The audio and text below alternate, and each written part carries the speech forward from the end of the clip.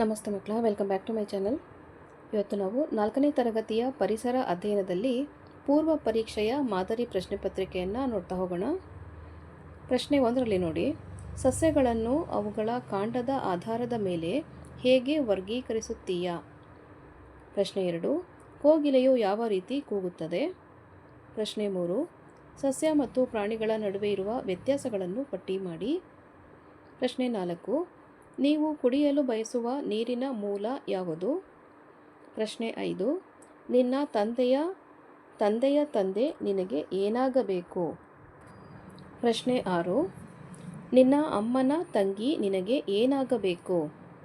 ಪ್ರಶ್ನೆ 7, ತಾರಸಿ ಮನೆ ನಿರ್ಮಿಸಲು ಯಾವ ವಸ್ತುಗಳು ಬೇಕು? ಪ್ರಶ್ನೆ 8, ನಿಮ್ಮ ಮನೆಯನ್ನು ಹೇಗೆ ಶುಚಿಗೊಳಿಸುವೆ?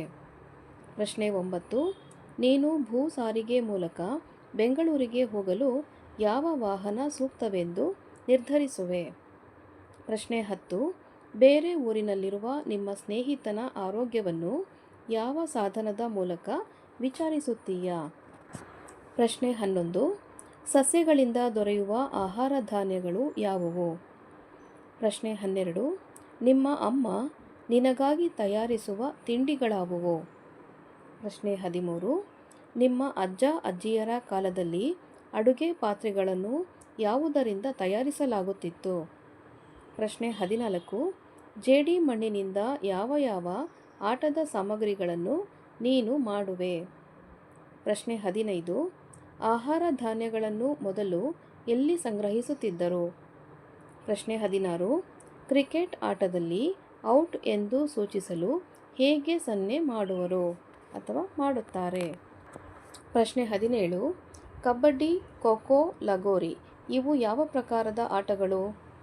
ಪ್ರಶ್ನೆ 18, ನೀನು ನೋಡಲು ಹಾಗೂ ಕೇಳಲು ಯಾವ ಅಂಗ ಬಳಕೆಯಾಗುತ್ತವೆ?